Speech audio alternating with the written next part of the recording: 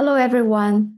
In our last unit, we learned about one of the control statements, right? Which is using conditional, like if, else, else if, those kind of structure. And today, in this new unit 3, we're going to learn the other way of doing control, which is using loop. So we will first of all introduce what is loop and then talk about the two different types of loop implementation in Python, um, which are like while loop and also for loop. And then we'll talk about some other control statements, special keywords that we can use to facilitate this loop. And in the end, we will also talk about a little bit about list, which is an advanced data structure that goes hand in hand with the loop structure. All right, so what is loop? So looping is about repeating. Okay, so it's going to allow a block of code to be repeated or iterated. So we use a loop when we try to repeat a specific action multiple times, or if we want to process multiple values in a list that we're going to see later. And we will continue in that loop with some condition changes. And we will continue to run it when the condition is met, and then maybe break out of the loop when the condition is not met. So in Python, there are two main loop types. They're called while loop and for loop. So we're going to look at each of those individual. So first of all, what's the motivation of using a loop? So you can see the example here. Let's say we want to print out something 5 times.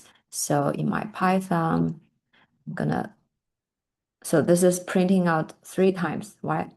Maybe more, 5 times. And let me try to move that. And when we try to run it, right, it's going to print it out 5 times. However, so we have to write this like for 5 times, right? What if I don't want to repeat this? I know we're going to write it's going to run for 5 times, so I can just write a loop.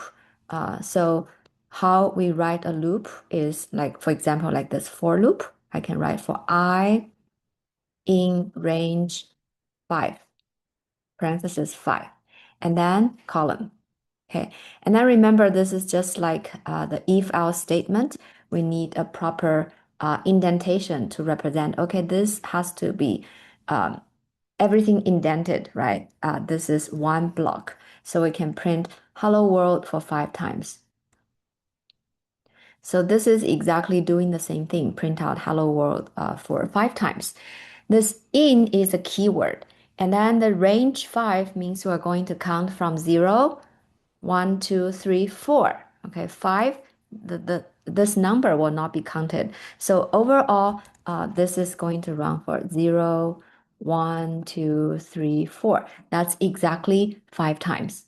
Okay, and we can see that if we also want something else, like adding something else, right? Both are indented. So it's going to print a hello and then add this exclamation and hello world again, right? So all the things in the block will be repeated 5 times. So you can see, oops, you can see that if we are using a loop, the code is much shorter, right? It's cleaner, more efficient, and it's easy to modify. So if I want to later on change to this printing to something else, I have to change all 5 messages. But over here, I just need to change one print statement, and then it's gonna do the job, right? So that's why the main motivation for us to learn loops. So that's a for loop. But we're going to start with while loop learning. So while loop is going to do similar things. It's the way we're going to write while loop is while condition column, and then the block of code to be repeated. So this block of code will repeat as long as the condition is evaluated to be true. Okay, and remember this while is start with the little w. Okay, so the condition will be checked initially, and also before every repetition. Okay, so let's try out this following example. We are initializing count equals to 1, and while count is less than 5, we do less than equal to 5 column. Print count, and then count equals to count plus 1. So let's see what will be printed. So the very first time count equals to 1, so we will go into this condition. If 1 is less than equal to 5, it's going to print count, which is 1. And then the next time it's going to increment count. So this is essentially the same as count equals to count plus 1. So after that, it's going back to this evaluation again of this condition. So at that time, count equals to 2, right? Because it's incremented in the loop. So it's going to print out 2, and then count will be incremented by 1 again. So it's going to be 3, 4, 5. So all of these will be printed until the very last time. After we print out 5, we're going to increment count to be 6. So the next time when we go into the loop assessing this condition, 6 is not less than equal to 5. So this is when the while loop is going to stop. Okay, so it's not going to print out 6 and above. Okay, so you can see that it's important that in a while loop, we use some condition to control how many times we want to run this while loop. But in the meantime, we also need to update the count. So if we forgot to update the count, what will happen? So count equals to 1, will count is less than equal to 5, so we'll print it out. But count has not been changed. So this evaluation of this condition will always be true. So in the end, it's never ending. Okay, it's never ending. This is called an infinite loop. Okay, infinite loop. So that's a situation we need to be aware of, and we need to take care of that. So an infinite loop is a loop that never stops because this condition is always evaluated to be true. Or we can also change this to be something like while true. Even if we increment the count, since our condition remains to be true, it will never see, it's already printed out a huge number every time it's incremented by 1. Okay, every time incremented by 1. So the condition is true, so it will run forever. It will never, the loop will never stop. So that's a major problem. Okay, so we always want to make sure something inside the loop is going to change the condition, and we are evaluating the condition correctly. So here's one more example. Let's take a look at this example here. We have a string, which is Max had a little lamb. And then what we're doing is we try to set a flag, which is called found. It's initialized, a Boolean value, right? Initialized to be false. And we want to find out this character question mark. So we start with position equals to 0 because in a string, this first letter starts at position 0. So we say while not found. That means we haven't found anything yet. So if it's initialized to be true, not found, the value will just be, initialized to be false, right? So not found will be initialized to be true. And position is less than the length of the string. So that means we are not done processing the whole string yet. We start with 0 position, which is pointing at M, right? So we're going to get what is the character in the string at that moment, right? Which is position 0 to begin with. If that character is X, then we say found true. Okay, found is true. So we're looking for this character, little x. Else, position equals to position plus 1. So that means we're going to increment the position if the character is not x. So when will this stop? This will stop either when we found the character, because we set the found to be true when we found the character, right? So not found will be evaluated to be false. So this whole condition, since it's an and conjunction, if this is false, then the whole thing is false. So condition will be false and we exit the loop. The other condition we exit the loop is that we find that our position is greater than the length of the string. That basically means we're down processing the whole string and the character is not found. So in the end, if it's found, we say we found that at index position. Otherwise, we say it's not found. Okay, so let's try that out here. I'm just gonna copy paste.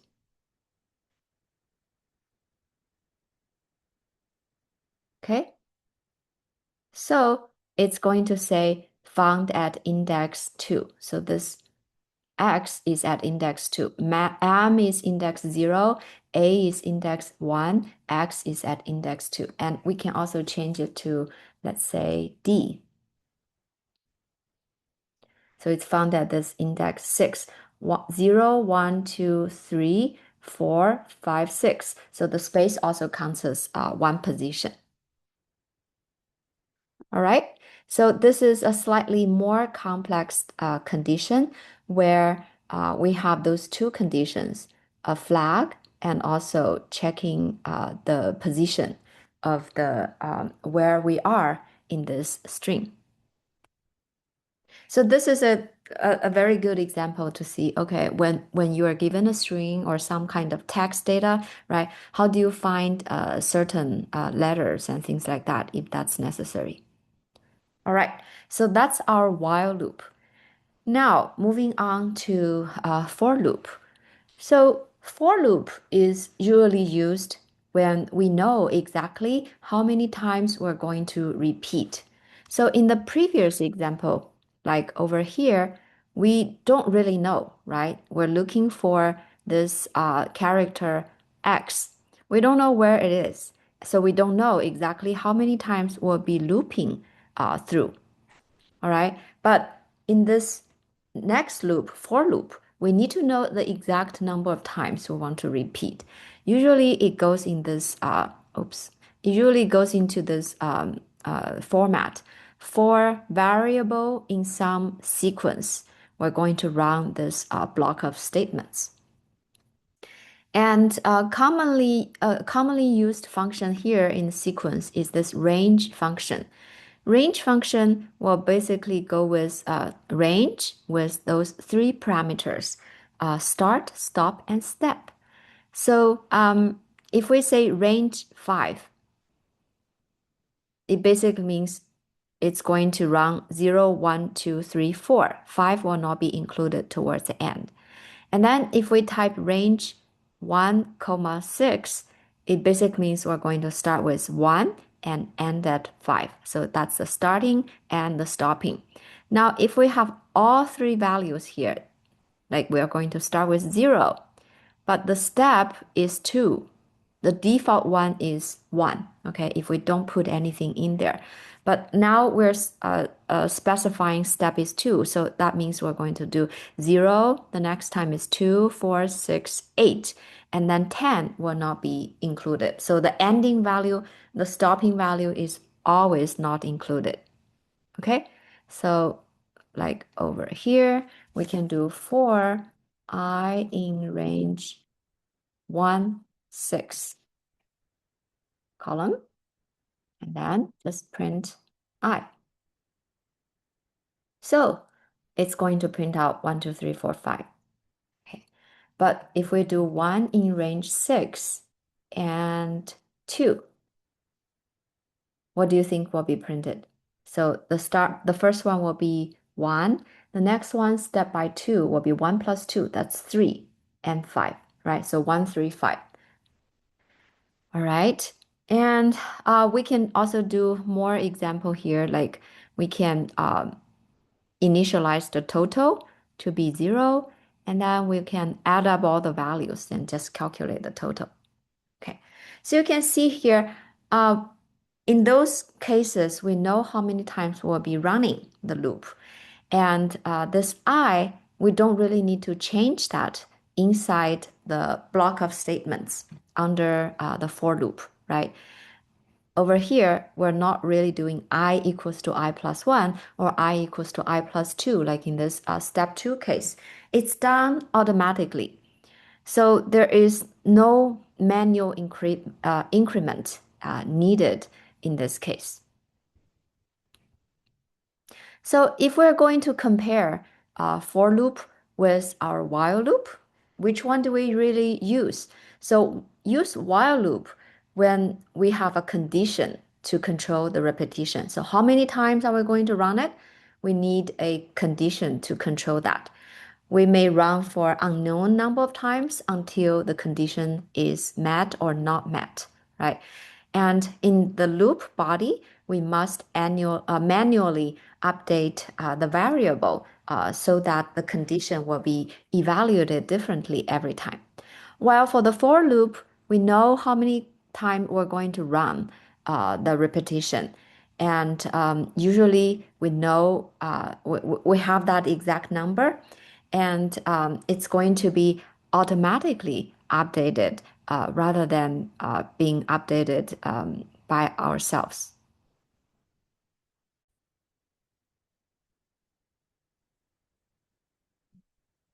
So here's another example of a user-controlled loop.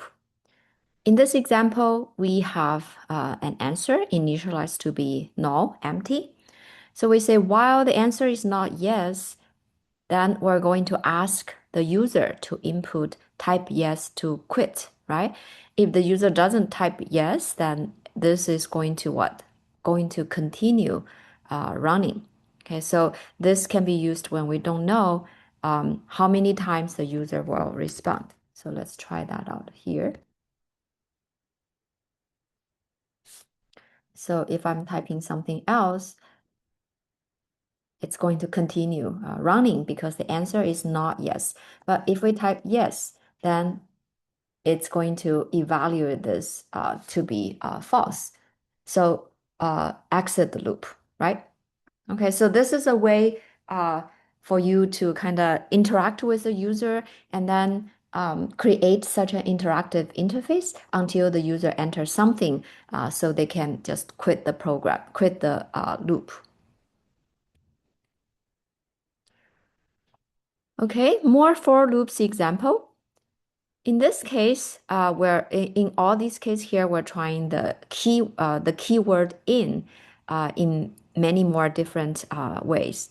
So here we're trying for item in the string email, okay, and print item. So what do you think will be printed? The item in the string will be represented with each of those character in the string. Okay, so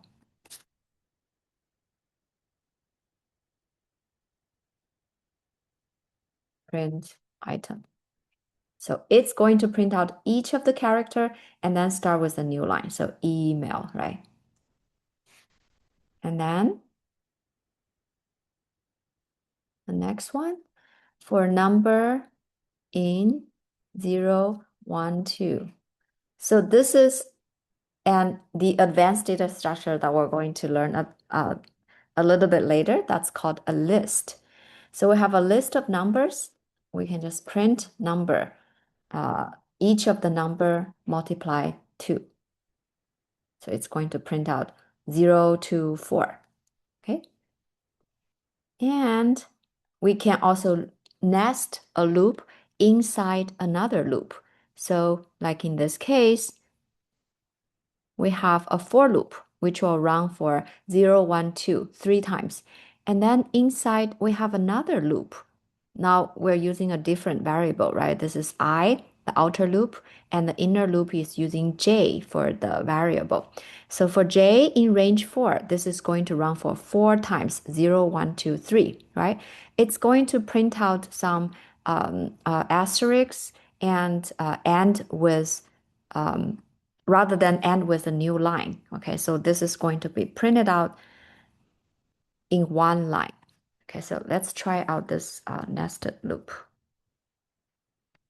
So make sure we do the indentation correctly, right? So this print belongs to the inner loop. This print, which is just print out a new line, belongs to the outer for loop. So you can see that the inner loop is printing out the asterisk for 4 times because it will have this special and with uh, uh, no space or no new line. So it's going to be printed out in one line. And then we print out a new line, right? Print out a new line, and this is going to repeat for 3 times. So we can also change this to for 10 times. So it's going to print out all 10 of these 4 asterisks. And this can be changed to 5, right? So you can change the value and just play around with it. Okay. And here's another example. So for I in range 4, but j in range I plus 1. So what does it mean? We'll also print out the same thing. So the first time when I equals to 0, j will be in range 1, right? In range 1, basically it means it's going to print it once. And then the next time I equals to 2 or I equals to 1. So j will be for the inner loop, right? For j in range 1 plus 1 in range 2. So it's going to do 0, 1. So what will happen is that the very first time, it's only going to print out one asterisk. And the next time, when I equals to 1, it's going to print out 2 because this is 1 plus 1, right? 0, 1, 2 times. And then it will be incrementally uh, added, right? Every time inside the loop.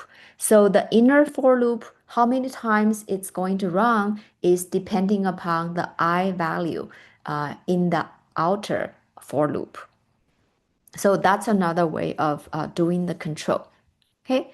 So now you can see that just simply by changing the range conditions, we can print out different shapes and control the loop for running different number of times.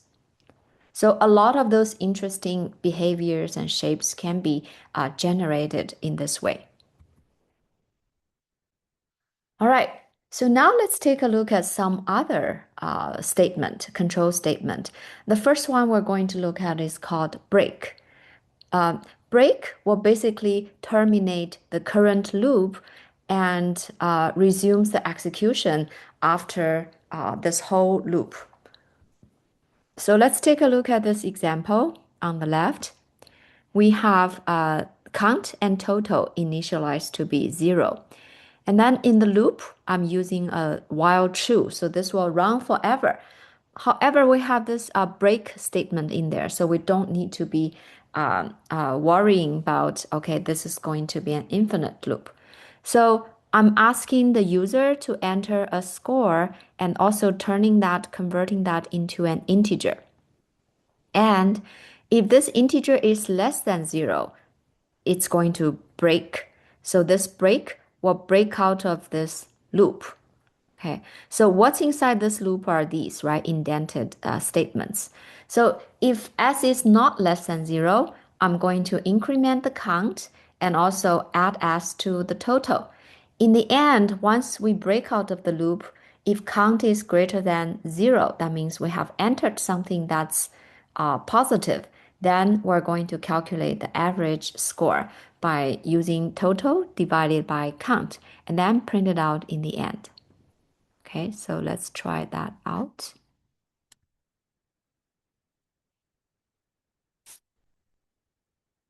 So this is asking user to enter something. We'll just enter something random. So how do we break out of the loop? We have to enter something negative. So that will break out of the loop. So now it's calculating the average is the total divided by four positive numbers. Okay, so this break statement will come in handy when you try to have some special condition met to break out of the loop. So sometimes you can put it in the condition, sometimes you can just put it in the block body. All right, so let's take a look at this second one and try to understand what does this block of code trying to do. So we have a sentence which will be inputted by the user. And then for each character in that sentence, if that character is one of the A, E, I, O, U, the vowel, right? Then we're just going to print out the first vowel is blah, blah, blah. Okay, because this is going to check the characters in the sentence one by one from the left to the right. So once it sees anything that's A, E, I, O, U, it's just going to print out what's the character and break out of the loop. Okay, in the end, I add an else statement. So this is interesting. This else statement not only works for the if statement, it also works for the for loop. So it works for the for loop if the for loop ends naturally. Okay, so this is saying else there's no vowel found. Okay, only if it's ending naturally. Because if there is any vowel, it's going to break out of the loop and it's not going to print out the else. Okay, so let's try that out here.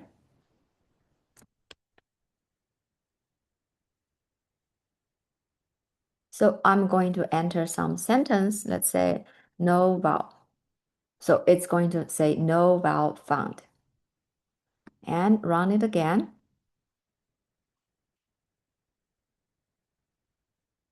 First vowel is A, right? Run it again.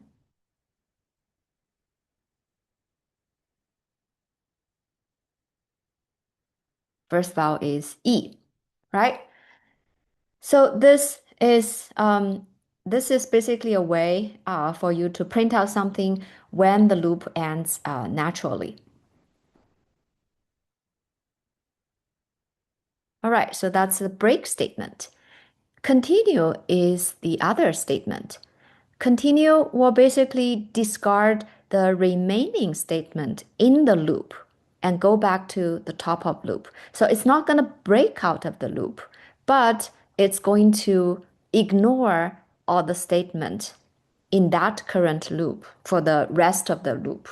Okay, so let's take a look at this example and see what this will do.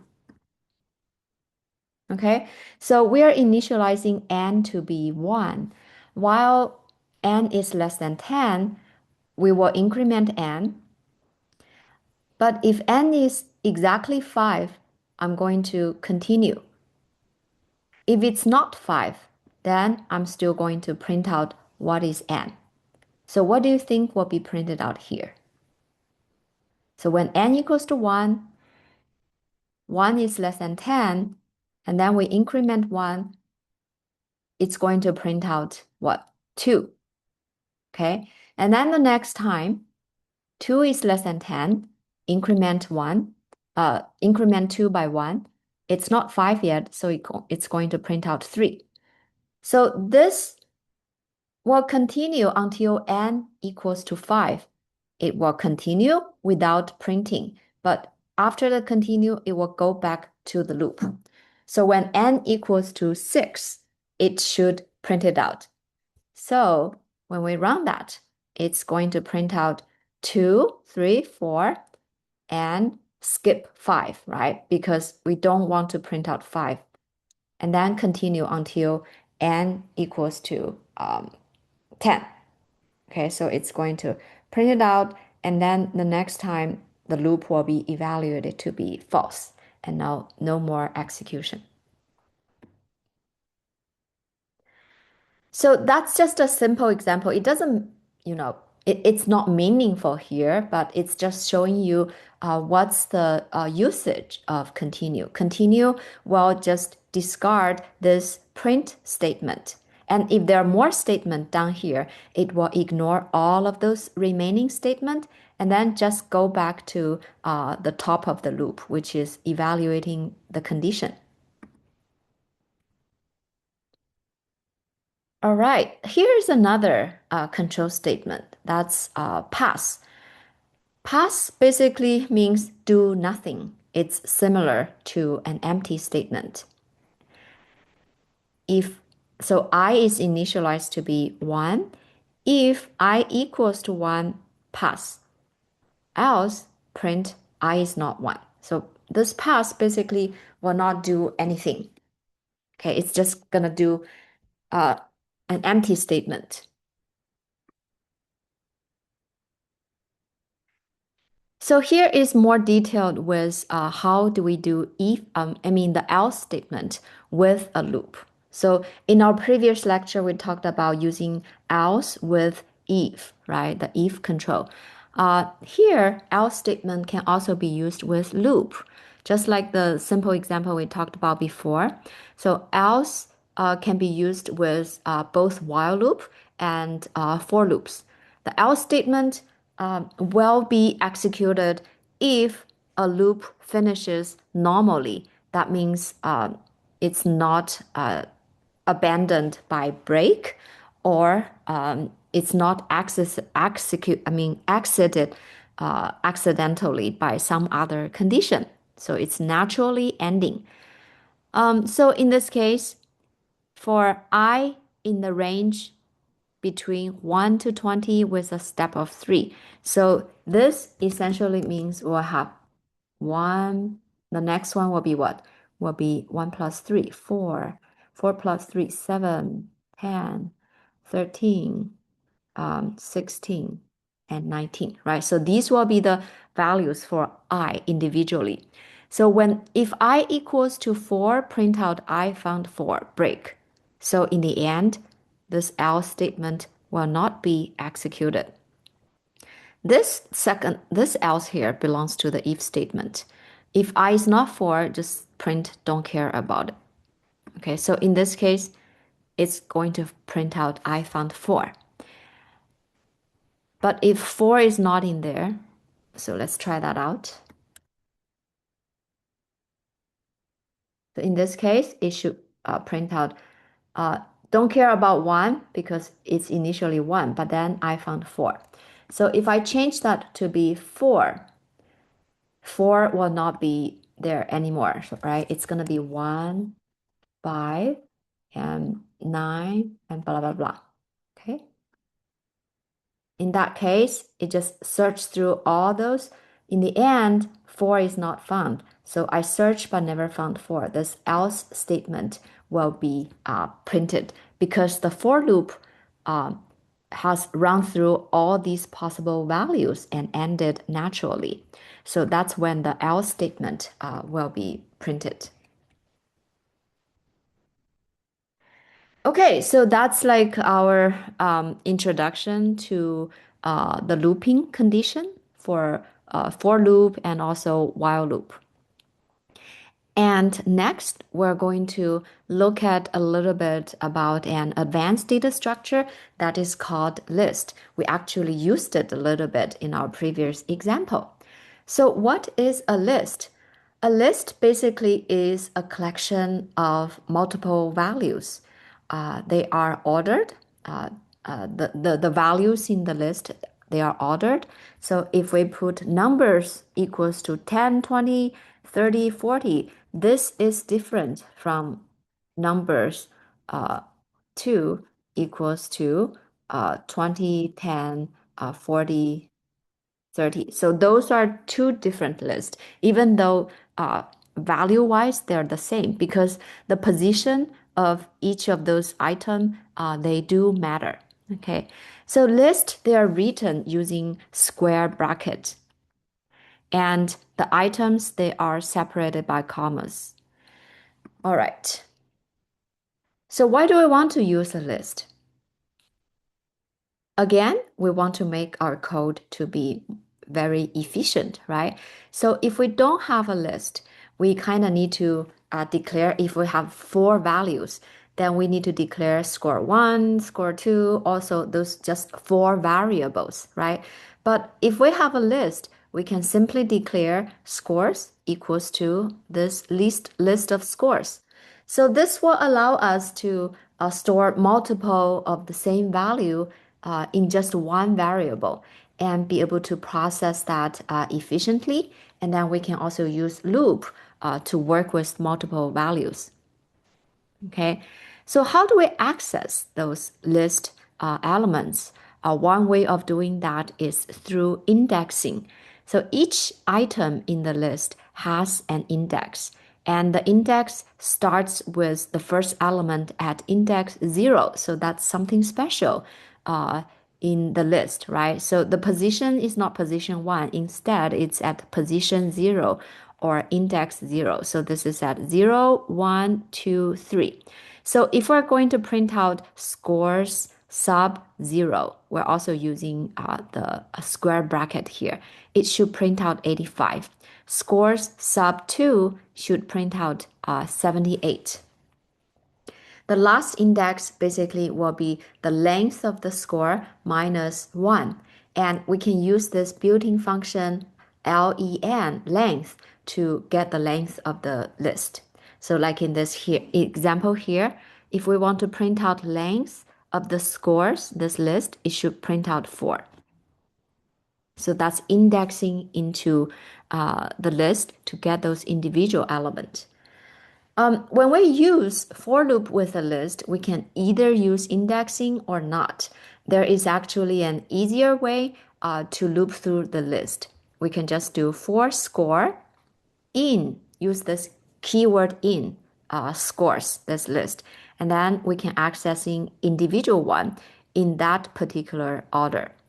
So it's going to just loop through each score in the list from the first element all the way to the last element. We don't need indexing, and it's very clean.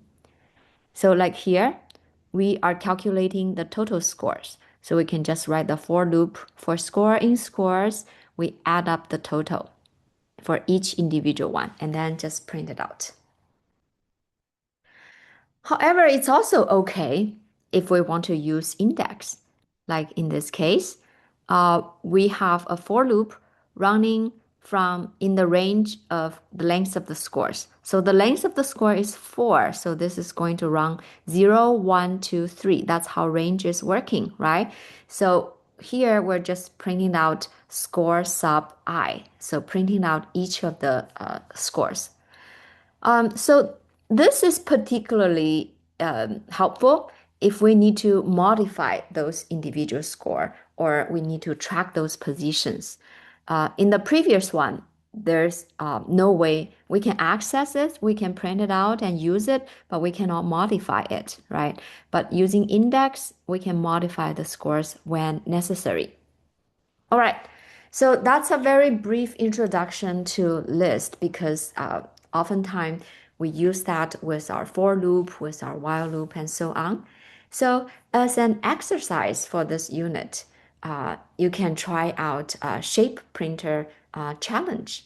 In our example, we've printed out a triangle, but in this triangle, this is more of a centralized triangle.